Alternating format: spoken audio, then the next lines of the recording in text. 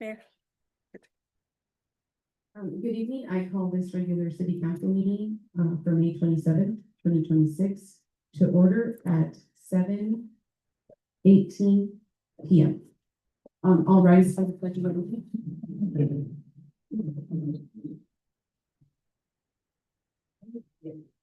And pledge allegiance to the flag of the United States of America and to the republic for which it stands, one nation, under God, indivisible, with liberty and justice for all. If I can please get a moment of silence.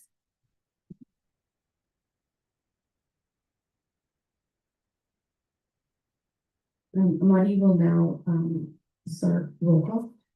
Councilmember Olivares. Here. Councilmember Sotelo. Councilmember Alvarado. Here. Councilmember Zavala. Here. Councilmember De La Fuente. Here. Mayor Gonzalez. Here. We are going to move on to item number 3. Can I please get a motion on the meeting agenda? I make a motion to approve the meeting agenda. I have a motion by Councilmember Zavala. With the added amendment C. Under meeting.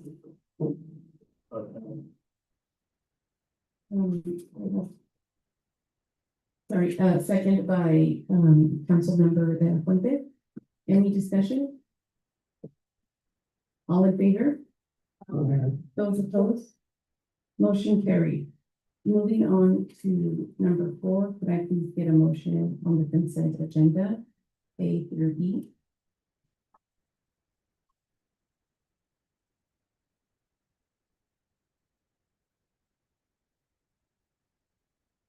I'll make a motion to pass the consent agenda A through E.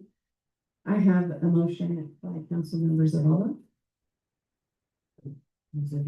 Second by Councilmember Alvarado. Any discussion? I have a question or something. Okay. There's a PERT training, did that already happen? No. What training is that? It's $1,525. Is there something absolutely necessary that someone has to go to it, and they can do it online? Yes, it has to be In person? Yes, That's the in person? or her certificates for certification. Actually, No, this is the first. Let's do it then. What day is the one that you going to? Well, where is it at? what days? It's the third week in June. From the 7th to the 12th? No, the one right after that. Or the 14th and the 19th? Yes. Where's that at? In the Seattle area. And it's something you have to go in person, you can't do it online. It's not online, no. And it's only once a year that it's offered, once a year. And that will get me my certification to be a certified municipal clerk. And that's what we need to have, her she needs to have that to be a clerk here. I mean, it would be good for her to have it. It's a certification. Or is that to help the chief? Is that the one that we had photos about? That's something separate. No, that's something separate. That was free. That wasn't that was. I believe this is, you've done the first, like class, it's like a 3 parts, right? Yes, I've done the first, second. 1, 2, 3. This is the last one, yes. And like PD1 is, they're only offered here, so she did, what year was that? 2 years ago, and then last year I did PD2, and this year will be the last one, which is PD3. Why is the clerk gonna help the police department? This is not- No. I don't have the receipts in front of me, but I noticed that there was 2 receipts from February 2nd. Why are we getting those receipts so late? 3 months down the road, 3.5 months down the road. To which are you referring? I don't have them in front of me. They're right on top of us. I looked it up earlier, because of the first 2 or 3 of them that popped up. Remember, as I stated last time, that Oh, they're, energy. Oh, energy.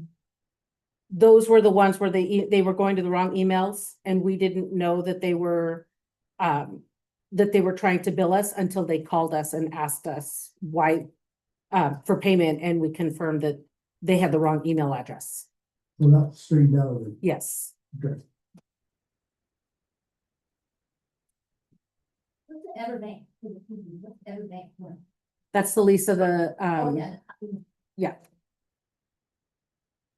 I noticed on it, there's a late fee for May first, and then the $20 late fee for June first. For which, for Everbank? Uh-huh. So if they send the invoice for the late fees after the council meeting, then I have to wait until the next council meeting to get them. And they mail them, they don't email them to me, so if it gets stuck in the mail, I can't control the mail. They are. Yeah. First, it's not here yet. That's when it's due. Sorry, I might have just typed it in incorrectly. No, it's on the same. Which On the statement, Oh, on the statement, on the bill. for everybody? forever. Oh, I don't have the, I don't do my phone.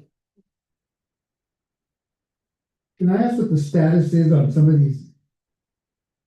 Trying to save money here on some of these cutbacks as far as. That will be in my report at the end of at the end, the Okay, staff reports. yeah. okay. Yeah, I've got a list of things to go over with you guys.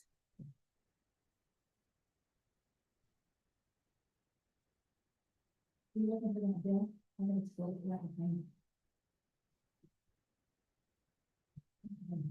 You didn't see it? On page 67. Well, on here, I mean. Let's see.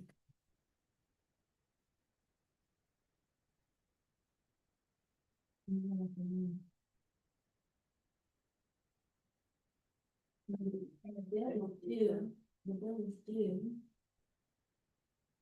It's due on the first. I think that this is probably just letting us know, like. It's something that she would, we would have to call, or Sophie would have to call in and ask, it's not something that she obviously has. Oh, we can pay now, pay late fee. Which one is it? I'll make a request from now on. I would appreciate having the receipts on paper instead of electronic. That way, that's what I prefer. I don't know what page she's But then if we're trying to save money, that doesn't really save us money because we're using paper, we're using ink. If we're trying to save money.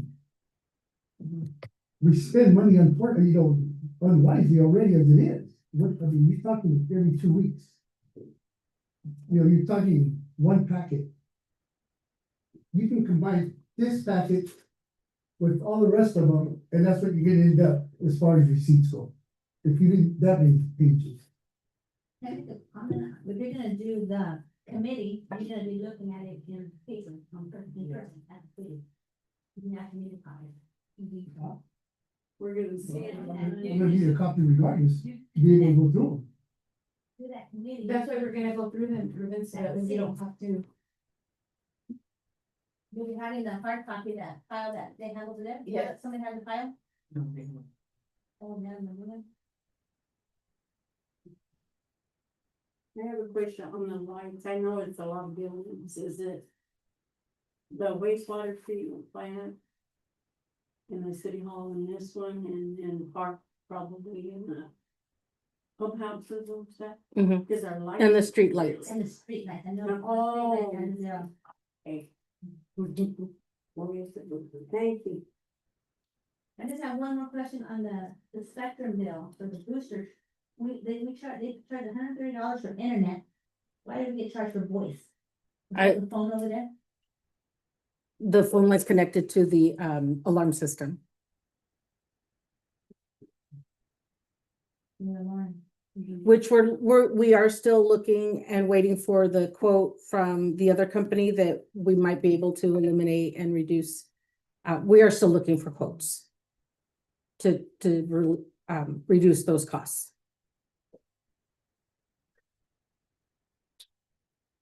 Thank you. That's it. Any other further discussion? All in favor? Aye. Aye. Those opposed?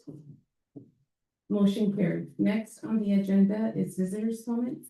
This is an opportunity for members of the public to address the city council. Please state your name for the record before speaking. Comments are limited to 5 minutes per speaker. We ask that remarks be directed to the council as a whole and be respectful and courteous. Is there anyone that would like to address the council at this time? Anybody online? Okay. Seeing there are no comments, visitors' comments, we will now be moving on to new business A, approval of the resolution of the city of Maclean authorizing the mayor to sign a contract with Indigent Defense Services, backup with George Hansen Law PLLC. Can I get a motion? You need the resolution number? Yep.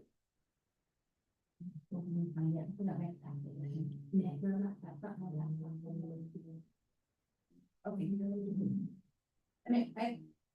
I make a motion to approve resolution 2026 dash. Just a resolution. This resolution, resolution of the city of Akron authorizing the mayor to sign a contract with indigent defense attorney as backup. I have a motion by Councilmember Solano, I'll second. second by Councilmember Zavala. Any discussion? All in favor? Those opposed? Motion carried. Moving on to new business B, approval of a resolution of the city of Maclean establishing time limits for city council study sessions in order to ensure the regular city council meeting commences at its scheduled time of 7 p.m. Can I get a motion?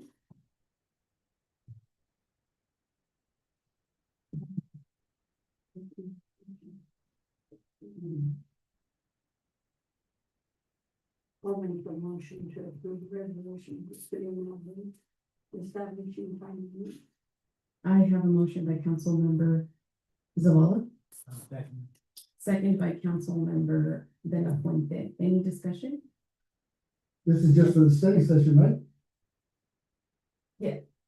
Just so it starts at 6 and ends at 7. Yeah, Yes. after that, there is no time limit.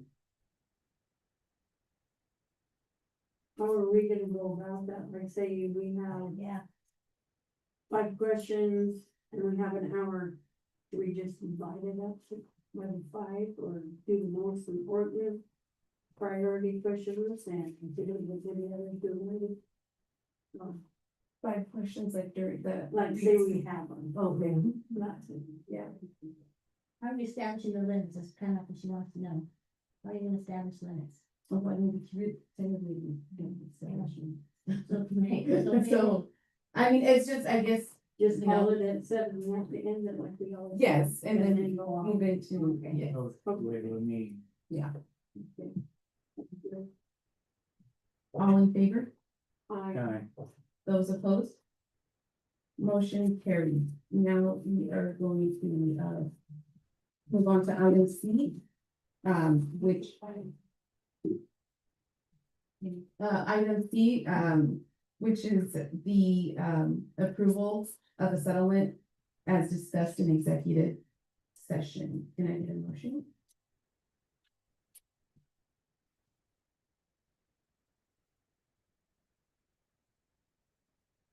make a motion like this, and I was told I couldn't vote.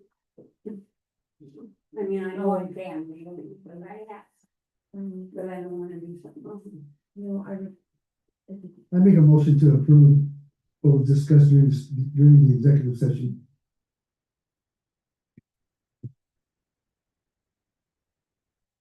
I have a motion by Councilmember Olivares,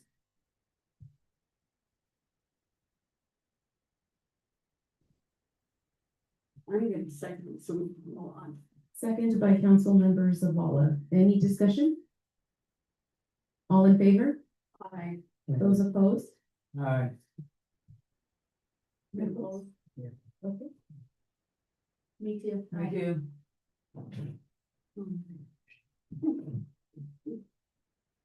Motion failed. Motion failed. We are there is no old business, So so. we got a discussion as to why. Should, any discussion? Drew, No, I think we should, why are we proposing? Yeah. We can ask Drew his. Okay. Drew? Yes, so sorry, go for Amir. No, I'm just turning it over to you. So are you turning it over to, I'm very sorry because I'm trying to understand what just occurred in the room. The motion did not pass. Okay. And so what would you like for me in this moment? Oh, sorry, they're asking if Ruben is requesting to discuss why. I mean, as long as we don't reveal anything that was discussed in the executive session, I believe that's the right call. If we need to, right, and if we need to go back into an executive session to have to kind of talk about this some more, the council can do that. Especially if there's something that's kind of lingering as a lingering question that is leading folks not to approve the settlement. So as far as discussing right now in public, we can't, right? No, Okay. I don't think we should. Understand it. I don't either, but I want to make sure we. then I think we'll go into executive session, Drew, for another 15 minutes. Do we want to move the executive session to the end so that we can? Yeah. Just do it now, take care of it now. It's just here first. Well, we have Jamin online. Oh, yeah, I'm gonna do, let's again, I think we should. You need me to, you need me to log off? I can log off and then rejoin later. No, we have another gentleman that needs to talk. We move on the business and we go back. That's my good. Okay, Jamin, no, we'll, no need to log off. We're gonna, move our executive session to the end of this regular council meeting. Moving on to staff report. Can we? Oh, I'm sorry, can we make a motion to amend the agenda to add executive session? Yes, please. I make a motion to an executive session to the agenda. 15 minutes. As item 10? as item. That would be item 10. Thank you. Motion. Can I get a motion? You have a motion, Second. Oh, sorry, can I get a second? Yes, I'm sorry, a motion by Councilmember Oviedo to move our executive session to item 10 in the agenda. And I have a second by Councilmember Sotelo. Any discussion? All in favor? Aye. Those opposed? Motion carried. Now we will move on to staff reports. If Sophie, you want to start? Yeah. Perfect. So speaking with you was it last week, with regards to shortening some of the bills, I did hear back from Cintas. Apparently, they stated that we are still in a 5-year contract with them. I asked for a copy of that contract. I have not seen it yet, but I will look for some way to get out of it or shorten it. In the meantime, I did change our schedule from weekly to monthly, so we will be billed less. With Iron Mountain, I changed that schedule from monthly to quarterly. So, and they bill just when they pick up. So it will be saving about $280 a quarter. So just over $1,100 a year, savings on that. We are still working with some groups and getting quotes to bundle our phone lines and internet and that type of service. So when we have that information and that's ready to present, we will get that to you guys as well. One other item that I have for you guys is I did have a meeting with the state auditor's office yesterday. They are looking to have a meeting on June 11th at 2 p.m. And we need to decide if one or two or all of you want to be there for that meeting. If you all want to be there, then we have to advertise it. If we have just two of you, then we don't need to advertise, but it'll be held here via Zoom with the state auditor's office on the financial audit reports that they were doing. When's that, on the 11th? June 11th at 2 p.m. And I did advise them that we had council tonight and that I would bring it up to you guys and then let them know how we were going to proceed.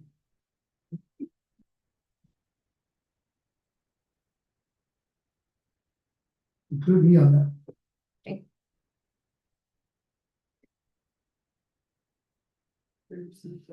So if more than one council wants to come. That we can have then two. we get a public meeting and citizens can come and listen too. They could listen. They just wouldn't be able to interact. We can have up to 2 council members. I know, but if everybody wanted to go, I couldn't, I can't. Everybody wanted to, then the public can come and listen to our financial problems. You don't have to worry about it. So we're gonna have it in here? It will be Yeah, here. Yeah, because it's, yeah. Either way, you can hear it.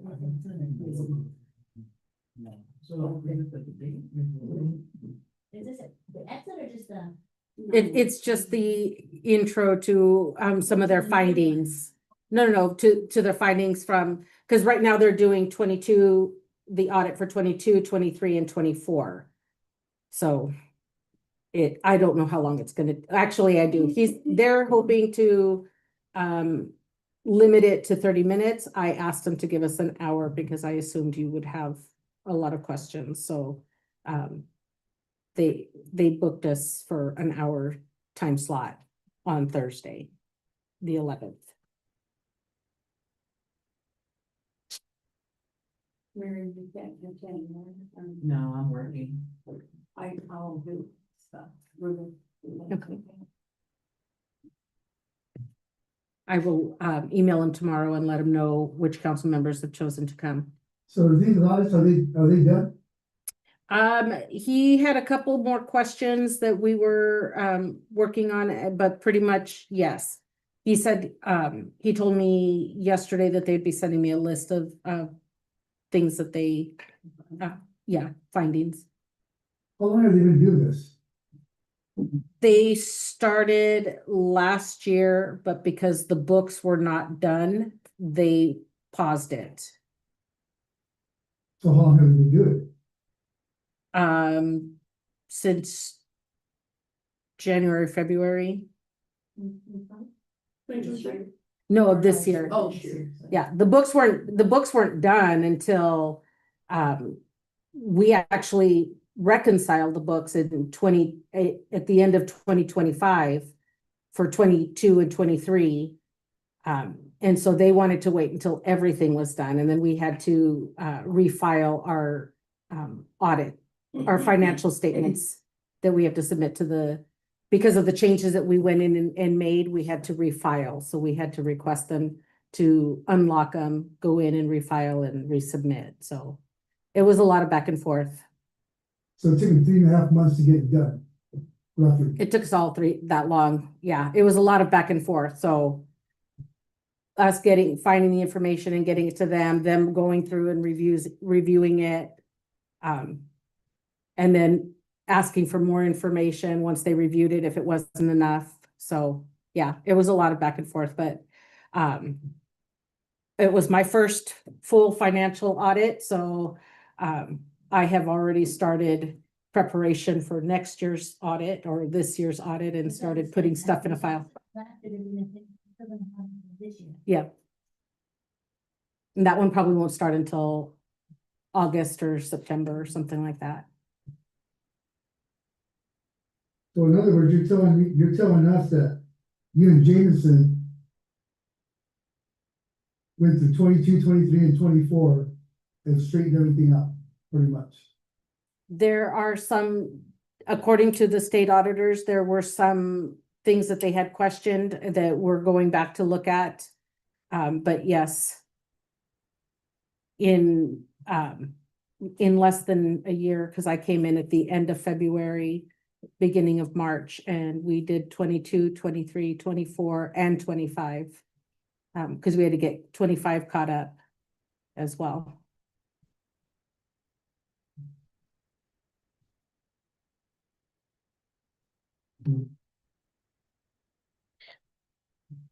Okay. Yeah, I just have a few things to report. Just wanted to let council know that up to date, up till today, we have about 86, no, we actually do have 86 new public records requests. With 11 of them being open, still 3 are pending payment for closure. That's compared to last year of 158, and we are already at 86 requests. Also, I know that our new website has the ability to have people be subscribed to it. So if there's alerts, we can get them text messages. So I just need to figure that out, but that's something I'm going to work on. So that ways those who don't have social media, we can send them text messages to their phones. So that's one thing that I'm going to work on and try to get that out and get that started here within the next few months for emergencies. Jerry had a few things to report. Just want to let the council know that Kiko's Tacos is opening up next Friday, and also the Sunrise Java. They're going to be working with the staff to do a ribbon cutting ceremony. So as soon as we get a date and time, we will invite council. And they both passed their inspections as of today and have their business license. So yes, so the coffee shop will be back open, and the taco spot. Also want to report that the duplex on Third has been finalized. So I believe they should have renters in there by next month. And there's also a new home on South Street that has been finalized. 204 B Street, which is the burnt brick building, it's in they're finishing cleaning up, so hopefully that'll get cleaned up by this week. They'll finalize everything. As of today, there's 36 issued permits and only 3 are pending review. And all the other ones have been issued or completed. And the test well has been completed as well. Hopefully we get some feedback on that by the next council meeting. And just an FYI that the graduation is June 5th, and they requested a permit for their fireworks that was granted by the fire department. So there will be fireworks at the graduation as well. That's all I have. If you're saying 86 public requests, are those finished or those requests that are still pending? There are 86 that I've gotten, and there are 11 open, 3 are pending payment closure. And just keep in mind that these 86 requests are not just one request. They could have 10 different things that they're requesting at one time. I have a few that are requesting emails for 2 years, up to 3 years from and to certain people, which I have to go through, redact them, or provide a redaction log as well. So it is a little time consuming. That I've already let them know that their final installments are ready and just waiting for them to pay it to send it so I can close it. Yeah.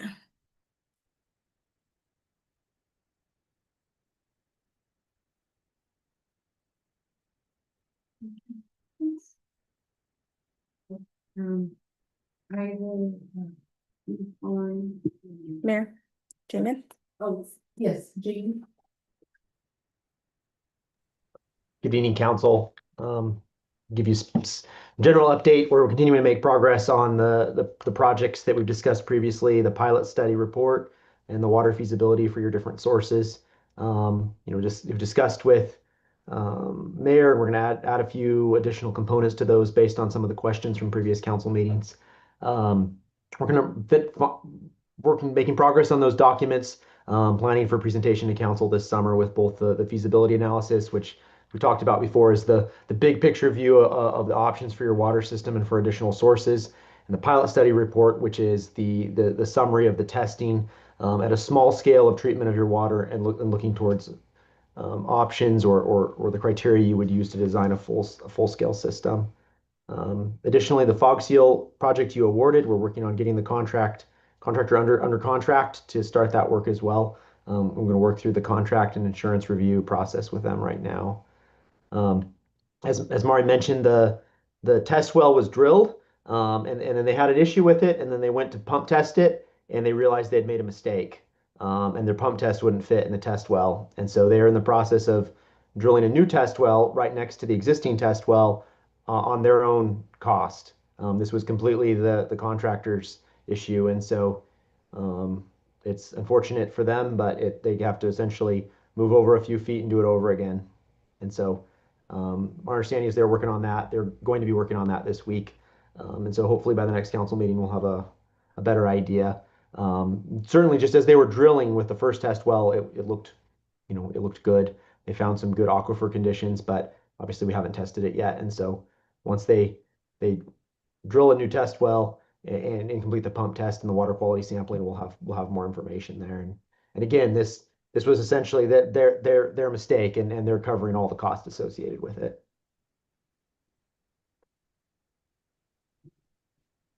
Where is this test well being done? Pardon? Okay. She's asking where it's being drilled. The cemetery, the north edge of the cemetery, the far northeast corner.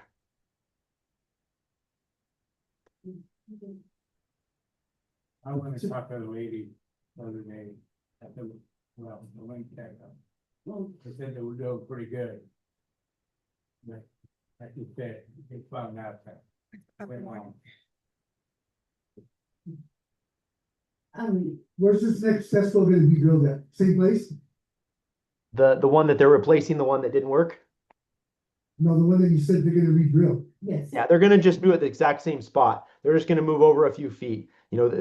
That's still the location we want to know. They just, when they put the materials they put in the ground for the test well, was the wrong diameter and it didn't fit with the test pump. And so it was, there's nothing wrong with the location. So they're going to move, a few feet, over and do the same thing over again. How deep is it? They got down to 168 feet. And that's about the limit of how deep they can go with this drilling method. The good news is they still hadn't hit bedrock. And when they drilled test wells in town, they'd already hit bedrock at that point. And so that means, which makes sense, you get closer to the river, that surface aquifer is deeper, which gives you, more potential for drawdown, more potential for future pumping. So, it was promising that it was deeper than it was in town. So they didn't hit an aquifer at 168. Sorry, say it again. They didn't hit an aquifer at 168 feet? They didn't hit basalt. They went through, there was plenty of water that they drilled through on the way down to 168 feet. They didn't get all the way to bedrock, which would be the bottom of that aquifer. So essentially they were drilling, they confirmed, they went deeper than they'd gone on previous test wells. There was water and there was aquifer conditions that seemed promising, but they didn't get all the way to the bottom. And that's good because it means that surface aquifer is deeper at this location, which gives you more potential for production, because of the drawdown potential there. So this next one's gonna be a little bit deeper?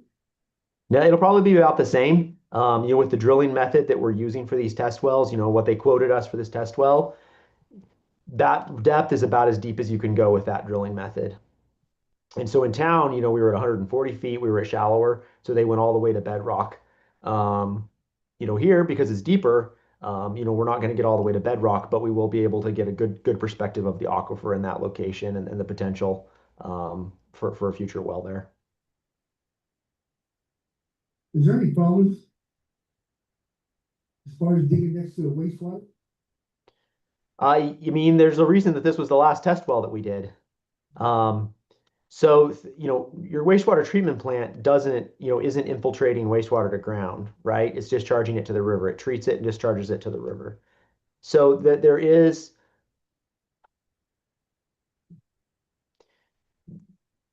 a perception, right, of putting a well at a cemetery by our treatment plant that we would have to look at as part of the source protection if you drilled a well there in the future, right? And originally we were going to drill this test well actually on the wastewater treatment plant property, but your contract operator had some concerns with that, and we chatted, and based on his concerns, we didn't put it actually physically on the property. If the city were to put a production well there in the future, we would be working with Department of Health to see what kind of safety precautions they would require.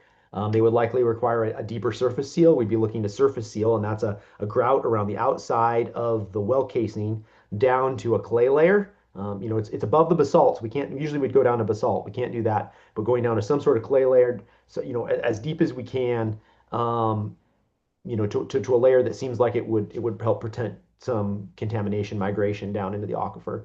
We'd be doing that probably at this location, whether or not, regardless of whether your treatment plant was there.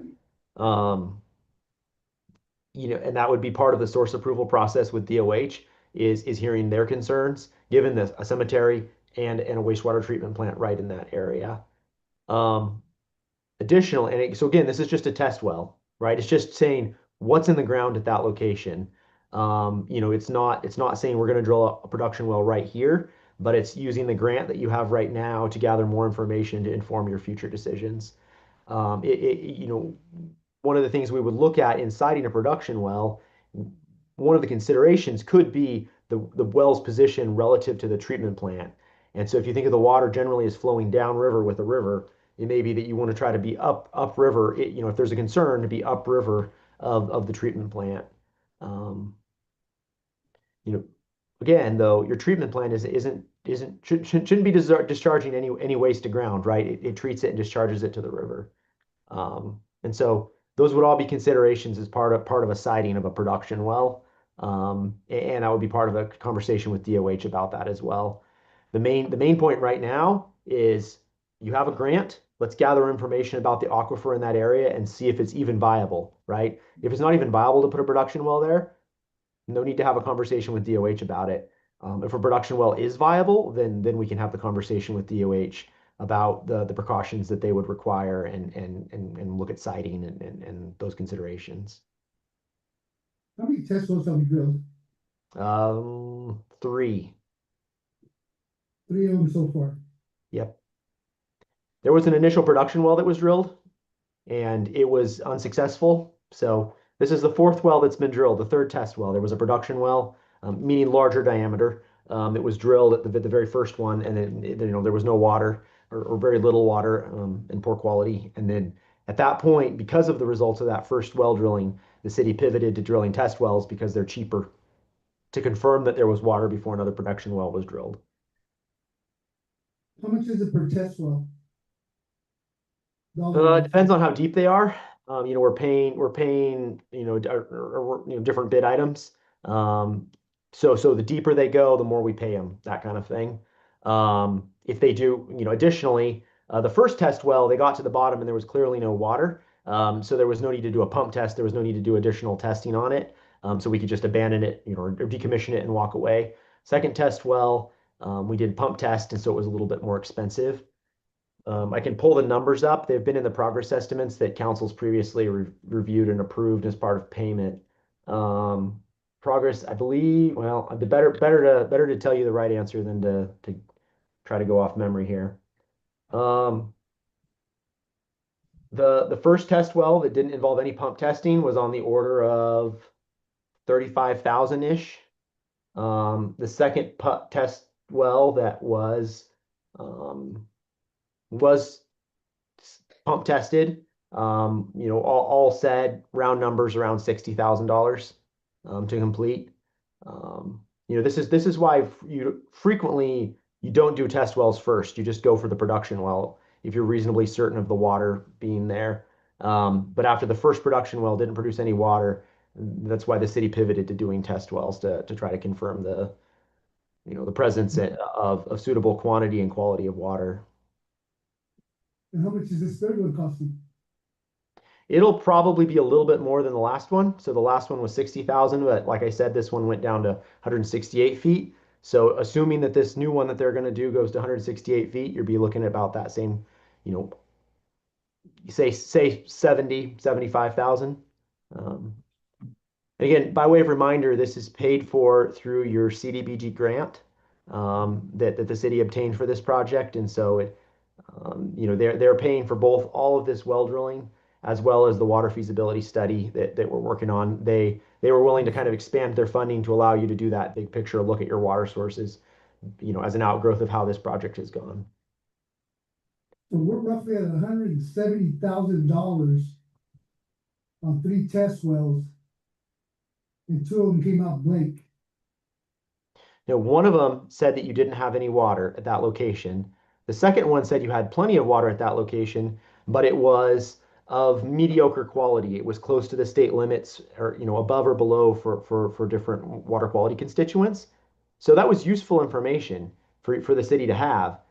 The question is it worth it to you to pay for treatment and pumping at that location? And a big part of that question is there anywhere else you can get water that you don't have to provide as much treatment? And hence why the city opted to drill this test well. So yes, it is, it's definitely, it is a significant outlay in test wells. If the city is going to, and the reason for that is twofold. Previously, long ago, the city decided that these shallow wells were the short-term best opportunity to get additional water. And so that's what your water right is for, is these shallow wells. That was what your funding was for, because the city's thought process in the past was our best chance for water is the shallow aquifer. And so before you abandon that, you at least have to get as much information about, what is in the ground. Is that still a viable option or not? And so, it's part of the due diligence is, we city picked a road. We have to see what's there, and otherwise you walk away and you don't know, right? And then you don't know if that was still a viable option or not. And so that's why using the CDBG grant. So this isn't costing the city's water fund anything. Using the CDBG grant, we're gathering as much information as we can to inform the city's future decisions, so that you as council can make an educated decision of what's our cost of water from all of the possible sources. And without the test wells, you wouldn't be able to really be able to do that calculation for the shallow aquifer, because based on the information we have so far, you could drill a well, in the vicinity of the elementary school, but you would need to provide both nitrate treatment, and potentially iron and manganese removal. It would be a more involved treatment system for that location, which would drive up cost. And so, I don't want you to go down that path if there are other options that require less treatment or other places. And so that's why the city chose this path of let's investigate the options and the aquifer so that we have a bigger picture from which to make decisions moving forward. Does that answer your question, Ruben? So I feel like I'm giving a kind of a long answer to this, but I'm trying to make sure I answer kind of give you the context for the, why council has decided to do these test wells over the last few years. And this is all grant money. Yes. Okay. If the county commissioner said that we had a $500,000 grant and he thinks that we used up half of it, whatever's left will cover this cost. So we don't have to look for another grant. So the city originally had 3 funding packages for this project. There was a $750,000 CDBG grant.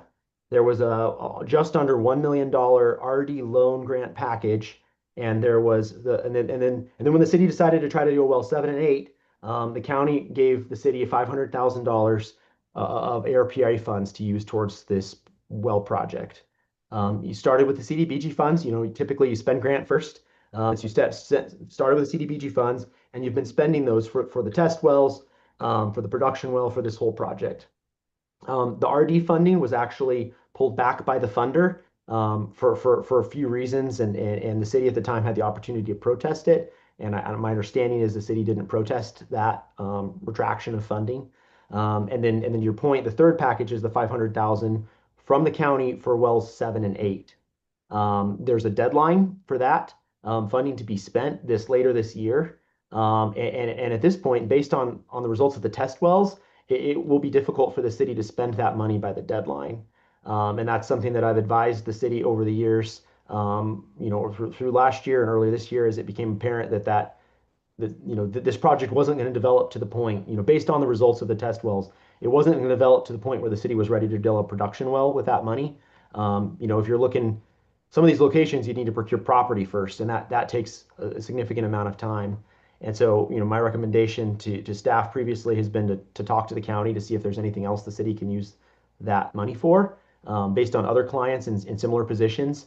I don't know that the county will be very receptive to that. And so, I would certainly recommend continuing to talk to the city or the county, to see what their flexibility with that funding is. to see if there's anything else you can use it for, or the way to extend the time frame. Okay, because my understanding is that that money is refundable. If the receipts get turned in, it goes back into the pot. That's my understanding. The $500,000 of ARPA funds? Whatever is spent out of that 500,000. Yes, if you spend money for a well project out of with that money, then you could submit it to the county for reimbursement. Yeah. Okay. What? This is what's concerning to me, David, is that well 6 is sitting there standing. We're gonna be paying on that well 6 for years. And there's nothing coming out of it. So why don't we take some of this money and invest it into well 6 to see if we can get that thing back up and running? Because right now you have probably over $1 million of just electrical equipment that's just sitting there, not being used, it's just sitting there, going to waste because that well's not being productive right now. So why don't we take some of this money and try to solve that issue? Instead of doing test wells, I mean, we're already on the 3rd one. We could have took some of that money and invested it into well 6, and maybe we'd have gotten something out of it. Because right now, we're not getting nothing. We're not getting nothing out of test wells. We're not getting nothing out of well 6. All we're doing is we're hemorrhaging money, paying that thing off, which is gonna be another 20, 25 years. So why don't we come up with a plan or something to try to get that well up and running again?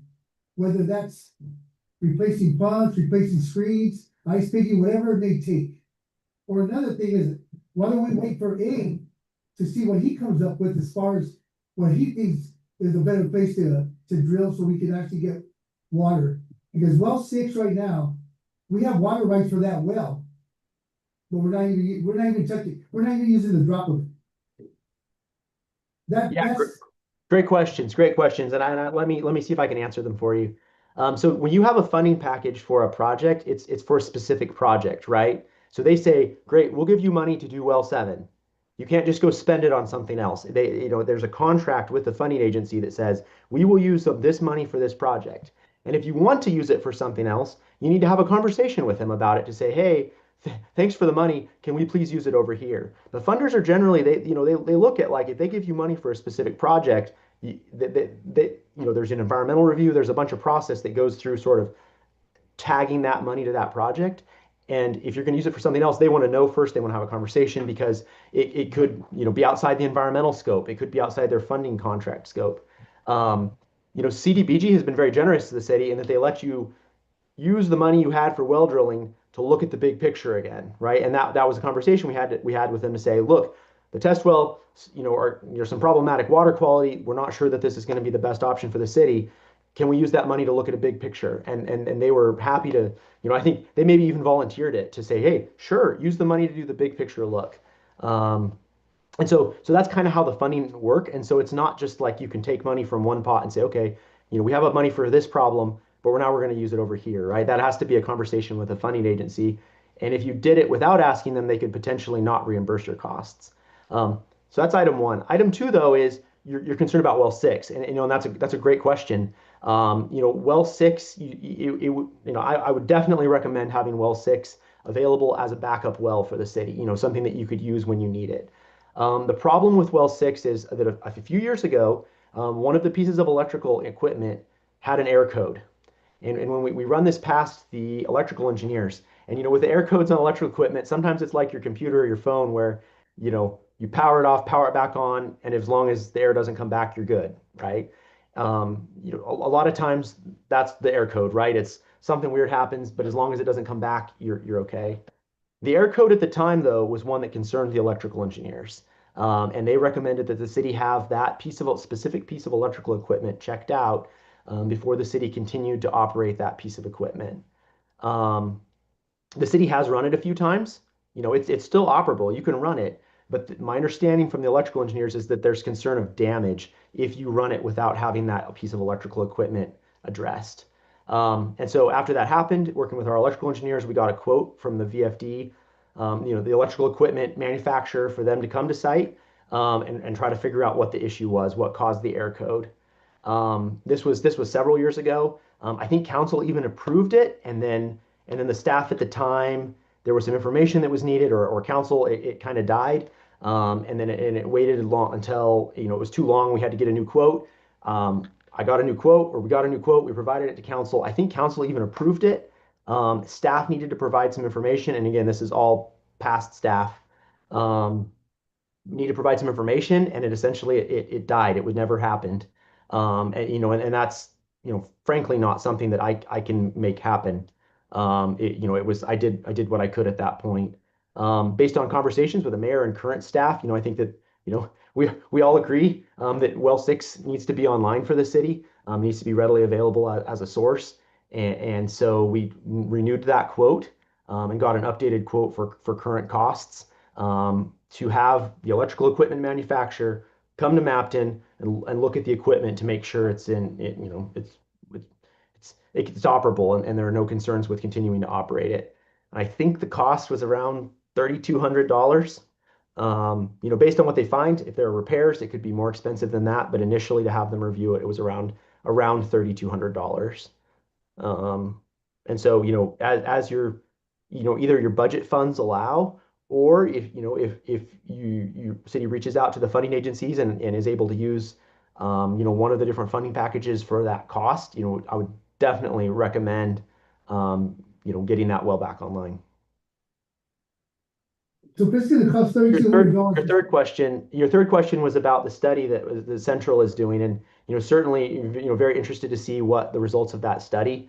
You're under a deadline to use this money for these test wells, and so waiting until they're done to drill a test well, your funding for that currently is going to expire in July, and so I think that whatever the results of these test wells are, though, the city will certainly have the opportunity to share them with that study that Central is performing, and can potentially be wrapped up into the information that they're looking at and provide more information for them as well. Okay, David, if it's gonna cost $3,200 to get somebody out here to take a look at that electrical issue, why don't we invest money into that? If it's $3,200 for the electrical issue? I'm sorry. I couldn't hear your question. I'm sorry. For the issues with well 6. I would definitely recommend that you do that. Yes. See, and this is part of the issue here is, why wasn't this recommended last year? Or shortly after? It was, but it fell through, it fell through the cracks. Well, I believe do you recommend for us to do that sooner than later? Yeah, I would recommend. Yeah, absolutely. Absolutely. I believe I brought the previous quotes to council twice, around 2 years ago, with a recommendation that you move forward with it. And I would still definitely recommend, paying the money, having the VFD checked out, and getting the well where you can comfortably use it as a backup source. And would you be the one that would find somebody to come and do that? We know who would come and look at it. We have a quote from the electrical equipment manufacturer to come look at it, and so we know who would do it. We know what the cost is, and we would definitely recommend that you proceed with it. Okay, Jimmy, thank you very much. So I want to Yeah. put something. Really quick, hold on, before you put anything on the record. Yes, Jamin and we did talk about this, and we spoke recently, I think within a week. And I did let him know that this is something that I do want to move forward with, and that I will be presenting at next council meeting. So it's something that we're already actually in the works. He's gonna get me a more updated quote, but I think last time we spoke, I think there shouldn't be too big of a difference, but hopefully he can have that ready for our next council meeting. Obviously, we were going through raising our rates and stuff, and so, but this is something that, yes, we've already been looking into, and I want to move forward with it in the month of June. Yeah. Yep. Huh? No, great questions. Yes. I just spent 20 minutes talking about this, and you guys already had the answers to my questions. So why You were- had it, why no, were you had it getting more informed? about, but you were talking about, you didn't bring up well 6 until the last part of your discussion with Jane. Yeah, but you guys already had this information as far as well 6 goes. Why weren't we informed about it? Because like I said, we just recently spoke about it this week. It's not something, it's not something that I'm not trying to provide information to our council and residents, but we just spoke about it. It's Wednesday. And Yeah. Jamin, this is a little off, whatever, but, we've been talked to about state maybe stepping in and helping with water problems that we have. Have you had any other cities that have done this? And if so, how would we go about that? If you have an answer, Yeah, like receiving state funding to help, we definitely, yes. like state appropriations. Yeah, absolutely. And we've had a number of clients that receive, legislative appropriations where they essentially write money into the state budget for you. It's fantastic money because it's essentially grant, but with a lot less paperwork compared to a lot of other grants.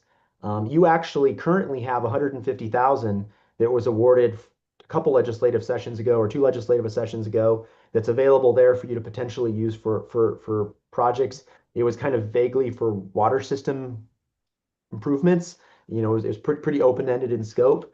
So whatever you decide to spend it on, I'd recommend running that past the administrating state agency to make sure it meets their requirements, but it was a pretty vague description of what that money was for. And that's available for your use. And the mayor and I were actually just, I think yesterday, talking about some options for that and trying to kind of prioritize what the city could potentially use for that money. Certainly would recommend continuing to have a conversation with your elected officials. They want to hear from council members and from mayors, and to talk to them about what you need. And there are periodic cycles where you can apply for state appropriation money. And the key thing in that, we can fill the paperwork out for you, and we do this sometimes for clients. Fill the paperwork out and create a project summary, that kind of stuff. But really, they don't want to hear from us to sell the project. And so the key to getting that state appropriation money is for the elected officials of the city to sell that project, to have meetings with your elected representatives, both at the state and federal level, and sell the project to them. Because really what they're looking for is hearing that this is a city priority. This isn't just a project that a consultant dreamed up. And so we can support you guys, but the actual sell of the project, for it to be a winner, comes to you guys selling that and talking to your elected officials. Did that answer your question, Vera? Yes, thank you. Sorry, sometimes the mics, I can kind of hear some and can't always hear every question. So if I don't answer the question you asked, please ask it again. Okay, thank you. Yeah, Thanks a lot. Thanks a lot, Dave. absolutely. Any other questions, concerns about? Issue or?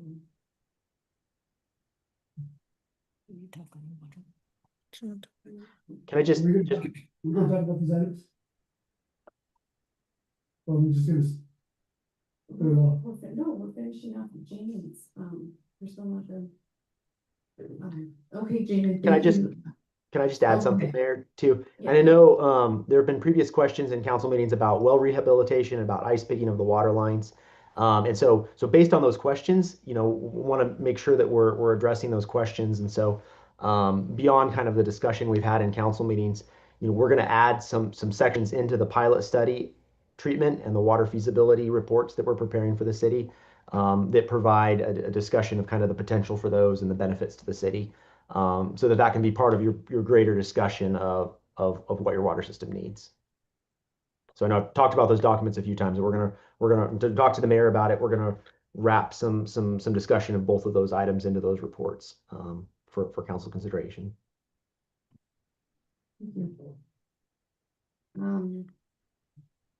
Okay, so now we'll move on to reports. So I'll start off with What we spoke on, last week, some of the suggestions that were brought forward, to us, by council. One of them was about, reducing, hours of service. Another was, possibly laying off staff. And so I did have a meeting with Drew about this.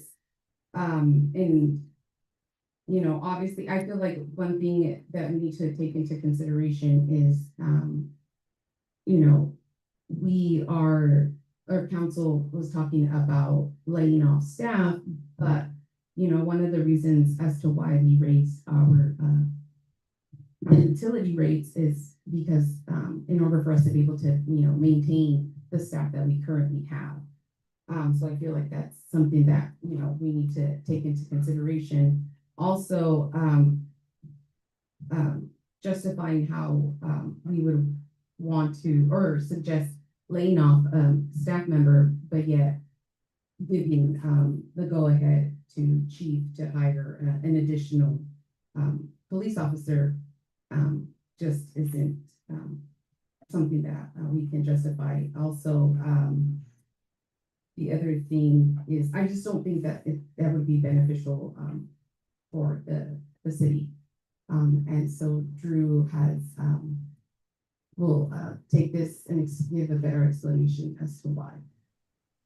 Thank you, Mayor. And specifically, you know, one of the questions that was asked, or as an outcropping of the conversation is if the city was seriously going to consider, you know, doing layoffs or reductions in force risks, what that actually process looks like, especially with, you know, considerations of your unionized workforce. And essentially, it's a 3-step process. Step one is that we would have to notify the union of their intent to do layoffs. After speaking with my colleagues who have a lot more experience on this, particularly working with unionized workforces than I do, consulting with them, it is almost certainly going to involve, once the union is notified, they're going to most likely respond by asking to come and bargain, and specifically to bargain the details and the process of what those layoffs will do. Now, you already have built into your union contracts a seniority-based layoff system. So the least senior person in each and every department has to be laid off first.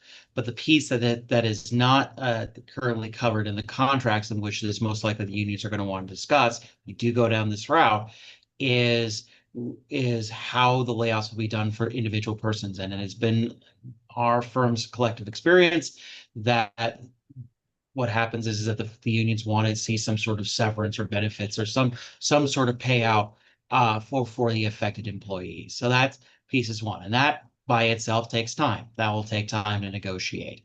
Number two is that there is a Washington state law. That Washington state law is called the WARN Act. And essentially what it states is that you cannot initiate any layoffs for a 60-day period. And so you have to give notice that you intend to initiate layoffs. You then must wait 60 days before those layoffs can be initiated. So in other words, if you do decide to go down this route, in addition to the lag time that you have for negotiating whatever you're going to negotiate for severance packages potentially with the union, you didn't have additional 2 months that you need to go through. And then the last piece then is you actually implement the layoffs themselves. There's some important considerations. And part of that obviously, you know, I've discussed the seniority component, but you know, the piece about it is that you can be challenged on your layoffs and your reduction in forces. An affected employee can come and challenge the decision, saying that this was not done right or was done unnecessarily. You know, the mayor may brought up the point about, like, you did raise your utility tax rates recently, which under your current projections should be, you know, filling your budgetary gaps. So then the question can be raised, well, do we actually need to do these layoffs? General, did the city have to do these kinds of things?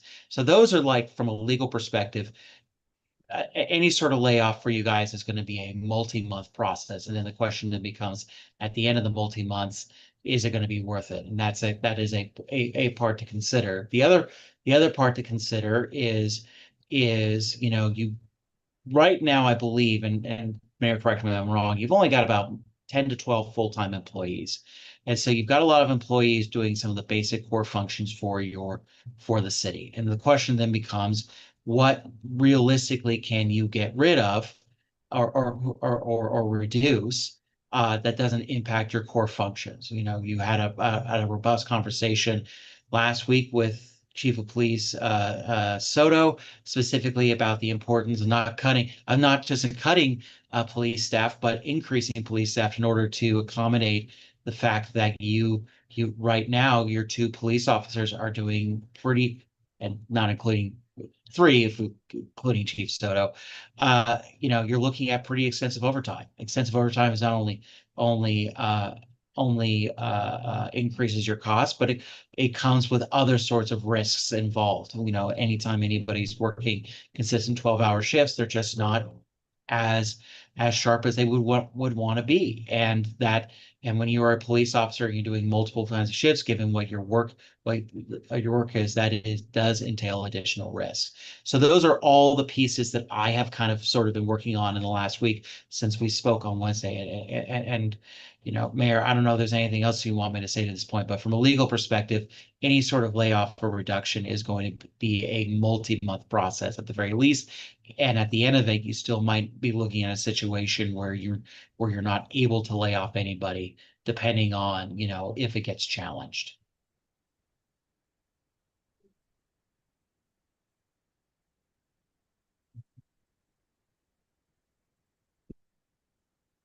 Comment on what you said about we raised rates to help offset the spending, but it didn't cover it completely, because the treasurer did recommend not filling certain positions and not filling certain positions to help even on top of the raises or the rates that we increase. So it's not completely true that we raise rates that should cover everything. We still be weighing the whole. No, we chose not to Yeah. fill the customer service clerk position, which was filled before, so that right there, and then we outsourced the water operator versus hiring a full-time employee to water operator. That's what we don't have them. That's what we outsource. It's not because instead of filling. Right, but we chose not to apply, because originally you guys had agreed to hire a public works director with a water certification, pay him more with full benefits to be here all the time. We chose not to fill that position, save that money or most of that money, and hire an outside agency to come in, and we're saving money that way. This was brought to us because we needed one right away. We needed an operator right away. That's why we chose to go this contractor route. Is that correct? Yep. That's correct. We didn't choose not to hire the other person. It's because we needed one right away. You guys chose to give us, we needed to hire this contract person until we can fill it. That's what we were told. That's what we discussed. Is that right? We didn't really have an option because we were out of compliance already as it was. That's why we contracted with the people out of Moses Lake. Yes, And that's just the way it was. no, I know, Here's another thing. I don't know where you get your information from, Drew, but it's not correct. Because we're not talking about getting rid of people. None of us council members ever said that. We said cutbacks. Totally different thing. Hold up. And the thing about it is that when we said cutbacks, we were talking about reducing hours. Instead of 8-hour days, we're gonna go 4-hour days, 4 days a week. That's what our plan was. That's what we talked about. We never said anything about letting people go. We never even mentioned the police department. So where are you getting your information from? I'm gonna put it, I'm gonna put him on the spot because it's not right, it's not factual. Actually, it was brought up, get rid of, laying off people. It was at the beginning, it was, about laying off people, one in the office, yes, it was. But we decided, you know, maybe, you know, reducing hours. We Yes. decided for them to reduce hours. On one department, but we didn't want to talk about. Correct, the hold second on, no, hold on, I'm gonna talk first. When last week, what I asked was, do you want me to look into how it's gonna look if we lay off a person? Or because both of those options were brought up, lay off a person or reduce hours. And I was told to look at both options, and so that's why I brought up the situation, or I'm sorry, I had this meeting with Drew so that we could discuss how it's gonna look. What is the process about laying somebody off? And obviously having them be two different options. Second, the whole thing about the police department is, the only reason why it's being brought up is, again, there was talk about laying off a staff member. Because didn't somebody just say, basically that the girls can run, the office, just them two? Yes or no? Yes, I know there was. So what I said about the police department, why I'm even bringing it up is, but in that same meeting, we okayed chief or the go ahead to hire a third officer. Do we agree or no? Okay, so that's why all of this came up. That's why like I said, I wanted to come up with options or just information as to the suggestions that were given in last week's meeting. So this is just for answers that Yes. Drew see.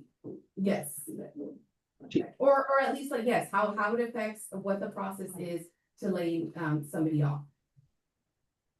And reducing And- the hours.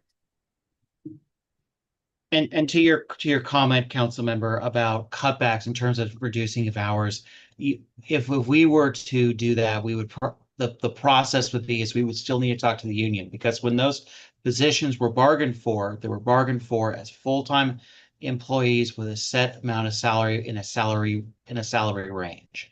So if we were to do a cutback in terms of reduction of people's time to part-time, that's also a piece that we're going to have a conversation with the union. So that's a situation where we can't just simply turn a switch and say, okay, you know, person A, you're going to go from 40 hours to 30 hours, and then subsequently we're going to cut your pay from a pay based off of a 40-hour week to a 30-hour week.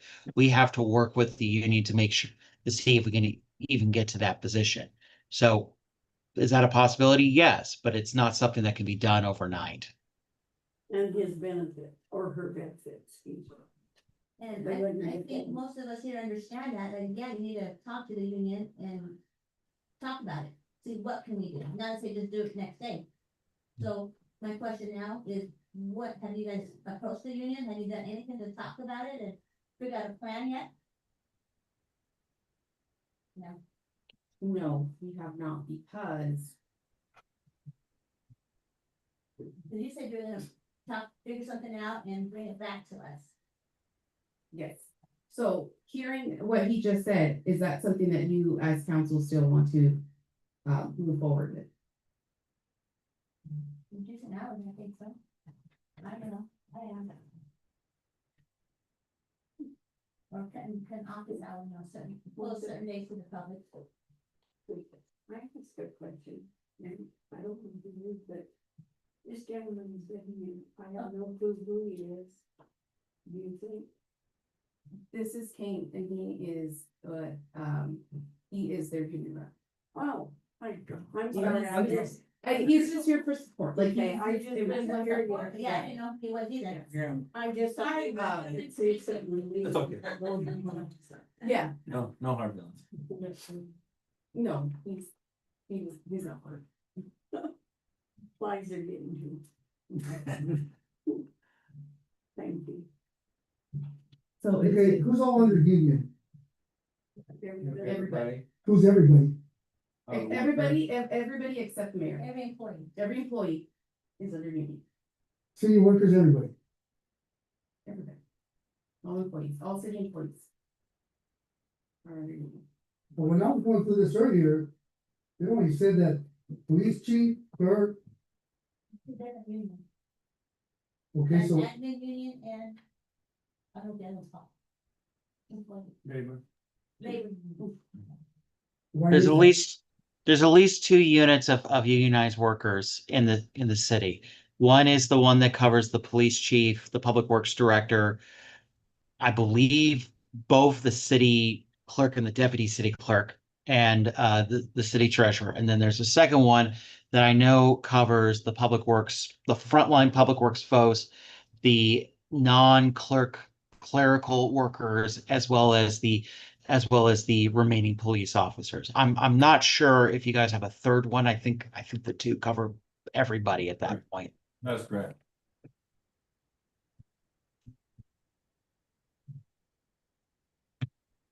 Okay, so now that we know that it's gonna be a cutback, it's not gonna be a layoff, it's not gonna be a let him go thing or let her go thing, it's just a cutback on hours. What do we do then? What do we have to do to be able to implement that? But there's other sources. We have Jameson that we're paying. Jameson from Grandview. We have the mayor's pay that we could drop. It doesn't have to be that we have to cut somebody's hours down. This is the thing about it too, is that we've talked about this. You guys were in agreement with this, and now you're changing your mind. So it's gotta be one way or another. You can't just change your mind just to change it. And you see. That's the thing about it. That's what frustrating about this is that I said, you come in here with We an need to agreement think and then about you change your mind when we're here. right? Did I say that? Yes. Did I say that? And like I said, this is, I mean, I just wanted you guys We to need to hear find from some Drew, ways. yes, where we can, yes, I agree, we do need to cut some costs, but also we need to explore what that process is, what it takes to do that, and this is why I had, And if we can do it. and this is why I, like I said, spoke with Drew. And it's not that I'm not saying that, you know, I understand Ruben's frustration. But with anything, there's steps we need to take, and so I want you guys to actually hear what are those steps, what it's gonna take, and then that way you guys can make a decision. Right, I mean, that's We what, don't wanna do something that's gonna cost us. We're gonna get into a lawsuit or a battle or whatever, cause it's happened in the past. So we need to know the ins and outs of all of it.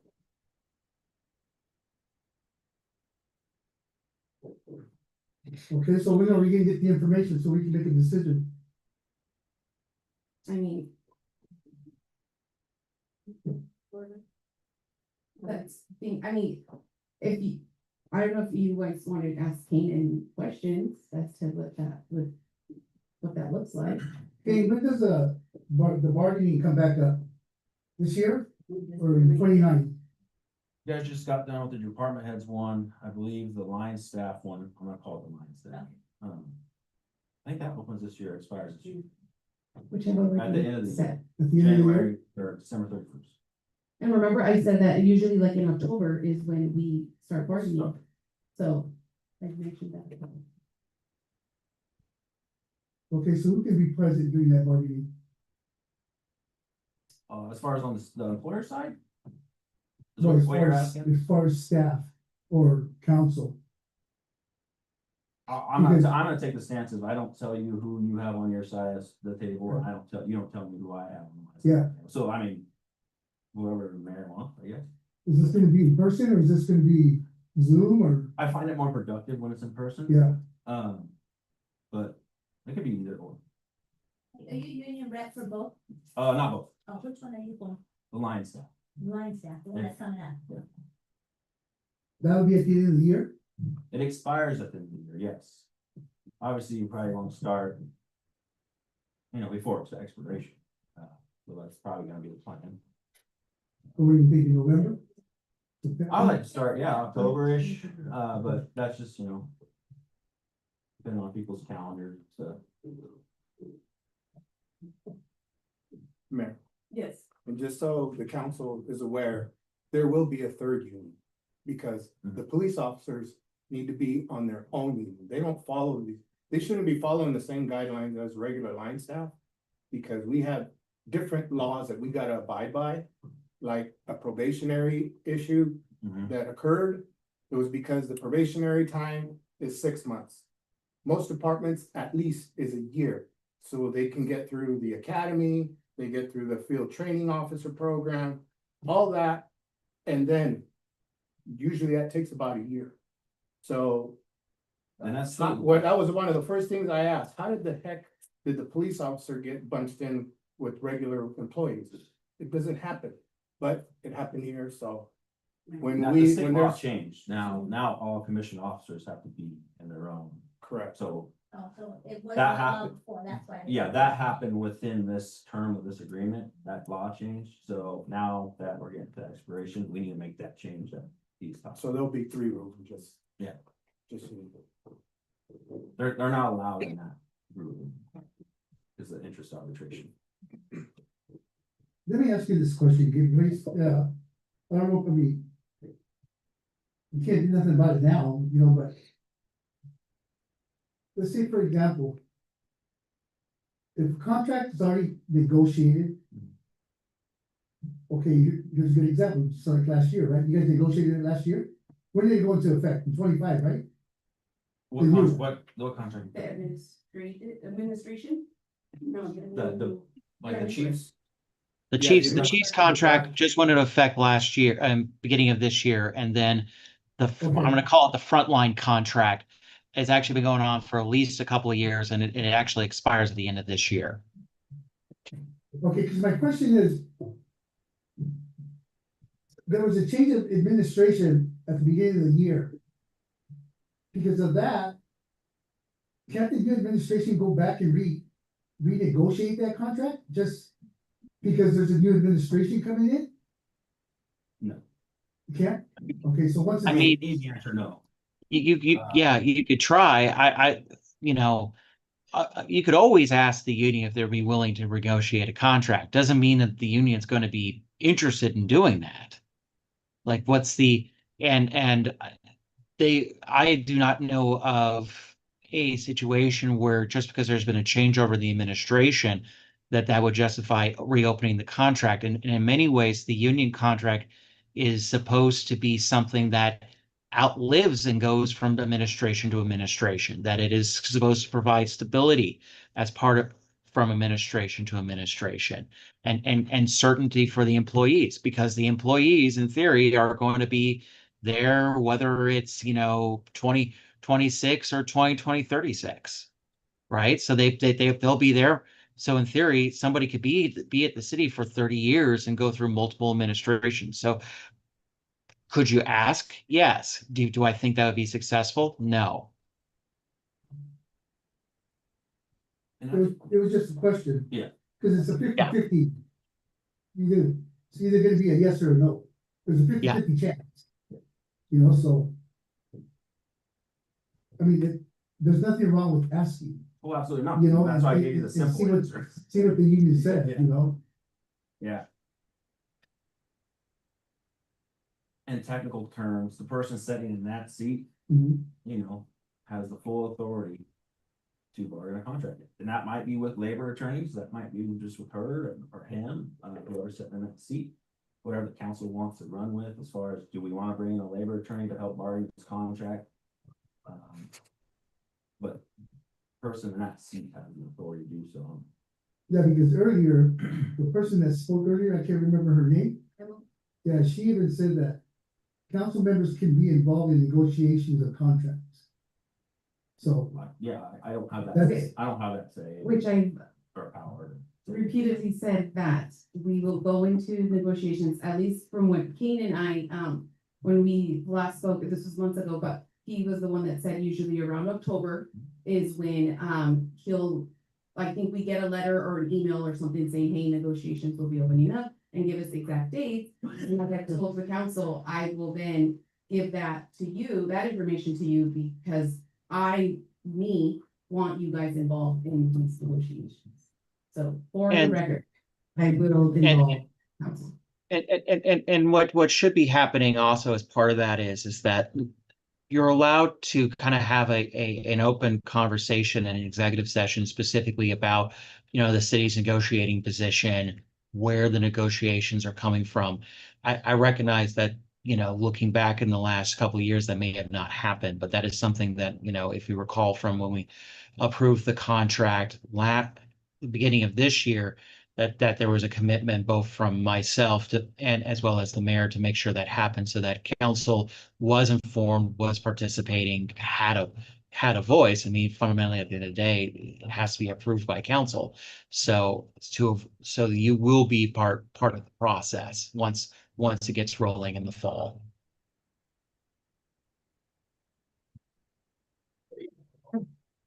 Again, what does council want to move forward with? I think the only thing we can do is talk to the union, and if it's not doable, it's not doable, but we need to hear that, I think.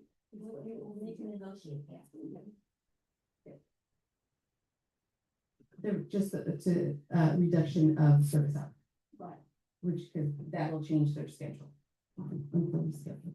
And I can commit to you guys as far as like, maybe there's other options, right? I'm not bargaining with you right now, I'm gonna go on the record, I'm not negotiating, right? But there's other ways to skin the cat, and there's other ways to talk to the membership, like, hey, guys, the city's in a rough shape, so I'm trying to think of an example here, I recall there's standby language in that contract, right? Mhm. If the city's willing, can standby status be turned off?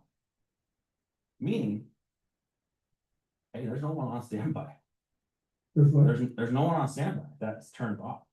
We're not paying you for that status to be on standby and be around your phone and not go drinking, stay in town, right? So there's a risk there. Grandma Smith's house is flooding. No one's on standby. mhm. So no one's required to answer the phone at that point, right? That person that was that designated standby status. Maybe that's something we do. What's that cost like? What are you guys paying on for that standby status every weekend, starting Thursday, Friday through Sunday? 7:30 in the morning until they start their start time. Maybe we'll get rid of that. Maybe that's a huge cost that we can shave to save some people's livelihood. But obviously, if you guys want to sit down and learn, reach out. You see, that's one of the things about it is that, I agree with you that there's different ways to skin the cat. But right now, because of the financial strains that this county is in, that's why we're looking for options as to where to cut back. And try to save the community some money somewhere. It's not, this is not gonna be forever. Yeah. We can always come back and implement people the way it was before. Yeah. Once we get back on track. But until then, we gotta make cuts somewhere. Yeah. And I think one of the council women over there said that, I made a good point. I mean, there's other people that aren't under contract that the city's paying probably a lot of money. I mean, you have a lot of consultants working in the wastewater treatment plant, Jameson, maybe limit them. Yeah. Start that. I mean, there's other ways. Can I just say something real quick? Yeah. I think that, yes, we do, I agree, we do need to cut costs, but I don't think we've given it a chance, like, we haven't given it time to look at what, we did not, hire we did not fill that position for the customer service. Yes, we did, our water operator, he's no longer with us. But we still had to pay insurance. I think, but correct me if I'm wrong, I think May is the last month that we've had to pay insurance for, whoever has left us this year, right? So I think that, and also our utilities, we still haven't seen how that has changed our revenue.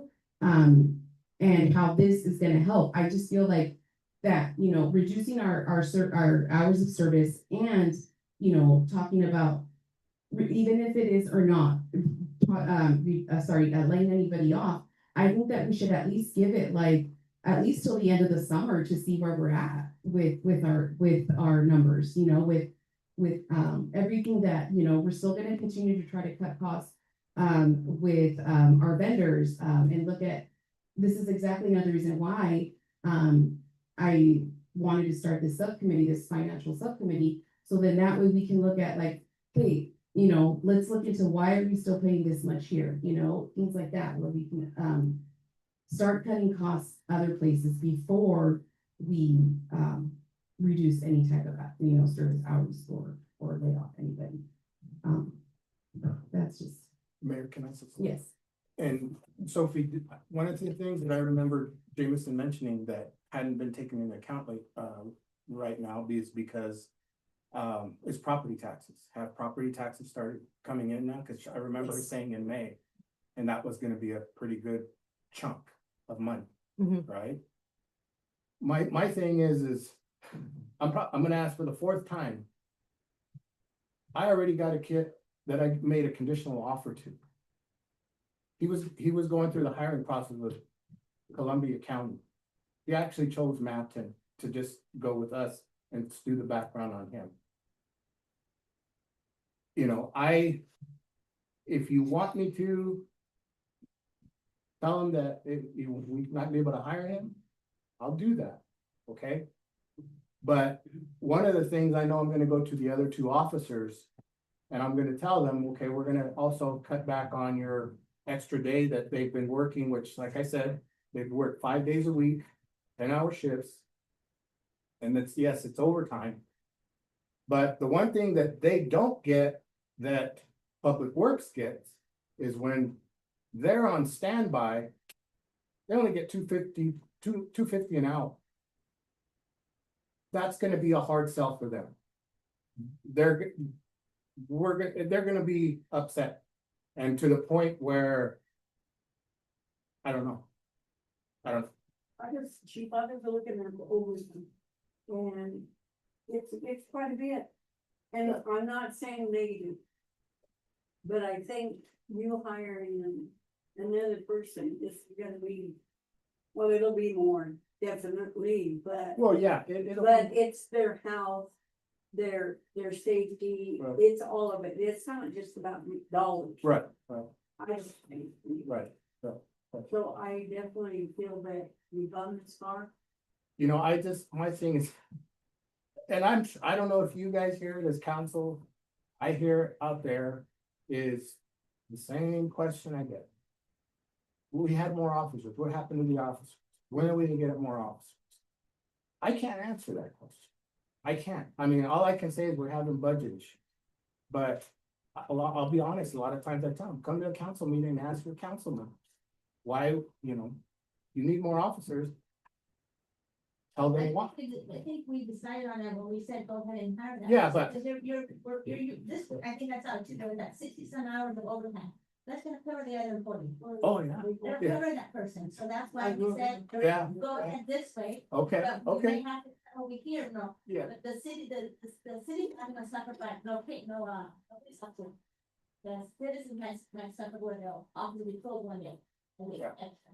Right. Besides, instead of safety, you know, just convenience, one extra day, but they can't come in office. right, okay, I just, That way, I just we're- want to make sure. Now we're overtime, yeah. Okay. That would be fine. Okay, no, I just want to double check, because you know, it was brought up again about the hiring of the officer, and I know why the mayor did it, I know.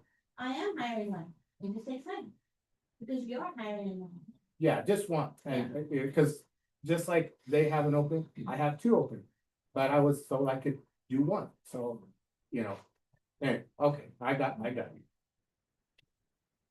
One thing that I had discussed previously, but council didn't want to go that route, but standby was one of the things that I had considered cutting, because we're paying 12 hours of standby each weekend at regular rate. So whatever that, if that employee is making $25 an hour, we're paying him $25 an hour, 4 hours times 3 days to just sit there and do nothing, How would we? to wait. How would we pick it? Well, that, I mean, but what if there's some, But if there's an. what if we need them? No, so. Yeah, that was the problem. That's the thing. Oh, I said, Lord, I don't have to. Yeah, like you can Like I was saying, you can. Barbie, Yes. is that status able to be turned off? Right now. Remember how I was bringing that up, like, and I wasn't But I'm thinking about- speaking about the police department, that public safety is different, but I was more talking about, public works, so. Cause I knew that there was standby in the public works side of the contract as well, and I knew it was different, cause the appendix in the back is for the police and such, but, I was using that example, can that status be turned off? Is that something that union was agreed upon? Like, hey, boys and girls, the budget isn't very good, we're looking at layoffs. But you guys are willing to let me Take that bargain risk. this, and you maybe an MOU that, hey, basically standby status can be turned on and turned off. Can we look at reducing the rate similar to what the police department is at least on a temporary basis or until we renegotiate a contract? Cause that will then Is it- help council with making sure that we do have somebody on standby. And we're not paying them as much, so we're saving the city some money. I mean, cause right now, right, they're making their hourly rate when they're on standby, Yes, the public works people. 4 hours a day. My guys make $250 an hour on standby, but that ruins their whole day. They can't go anywhere. Would you do that for $250 an hour too? Basically, you're working, but just staying home. Right now, they're okay with it because they work 5 days and that extra overtime. So when they're on call, hey, it is what it is. But, Is you it know, Gabe or is Gabe, right? Hey, Gabe. Here's another option. I don't know how you feel about this, but. The main thing is as long as they get their 40 hours, right? Roughly. What- City workers, yeah, I mean, Right. there's, yeah, okay, so right. instead of paying standby. Why can't they rotate? I believe the standby status is. No, as far as. Eliminate standby. Have them work. One guy works on a Saturday instead of a Friday. The other guy works Sunday Oh. instead of a Monday. I see what you're saying, as far as See? a schedule thing. Yeah, and then that way, there is no overtime, there is no standby. You have a Oh, person on Saturday, you have a person on Sunday here over the weekend. I'm pretty sure. Huh? But see, when they're on standby, like, basically, like 24 hours in a sense, right? But we All only get weekend. paid for 4. Yes, am I correct? All Yes. weekend. Yes, all weekend. So if you were to do that, who's gonna be at night? Like, who's gonna be, realistically, Call you. oh, call me, yeah, but I can't go out there, and so then they're not on standby, so who am I gonna call? I mean, you could try calling. Yeah, but then we'll have to, then there's the thing, yeah, we're gonna be paying them. Not only that. Won't be all weekend, it'll be if there's an emergency, it won't be every. So that's the time. thing too, where you have to look at is like, do we take that risk, like, if there's, turning off, standby, but we take that risk of, Still have that risk when you. So- Oh, because Yeah. when they're not on standby, they go to their barbecues, their parties. No, she means like during the break, how like during the week. But that happened to us one time. One guy was on standby and he came out. In that night. Mayor. Oh, True, The but like, weekend is no different than the weekday. You don't have nobody here at night time anyway. Do you have anybody on standby right now? Go ahead, Drew, we'll listen. I'm not trying to be the Debbie Downer on this conversation. These are a lot of interesting, good ideas, but there's a lot of things that are being asked here. And I'm picking on the mayor here for a moment because she used the word risk, and that is exactly right, where I think I would ask that we kind of put a pin in this conversation. It sounds like, and correct me if I'm wrong here, that there is at least some consensus, at least having a conversation with the union on potentially rebargaining some components to see if there are some cost savings. You know, I see Kane, I can't see Kane. I know he's there. And so obviously, as one of the union reps for the city, he has heard all this and kind of has also can probably go back and talk with Rick and the other folks at the union too. But I just want to make sure that we're doing this right. And so I'm asking if we can just put in the pin in the conversation for now. And so then, and let the mayor and I kind of start having the conversation with the union. We can provide an update, at a future council meeting. Okay. Okay, if there are, oh, sorry, any reports from, council members?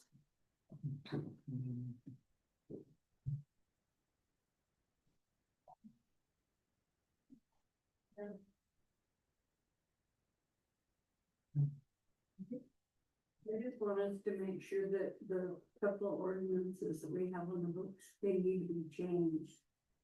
We have on the books that office is open 9 to 5. We are. The other one is that ordinance where we charge empty houses for their water. That needs to be. That's it. So that's my only concern. But thank you. And bring that up now. No, because that's something that we discussed already and that it cannot really be discussed. Okay. That's it. Yeah, okay. Okay, so then now we will, if there are no more, reports, we will now go into executive session. Sorry. Back to help you close down. For how long, Mayor? 15? Oh, thank you. 15 minutes? Yeah, we will now be going into executive Thank session. you, Chief. Thank you. Thank you, Sophie.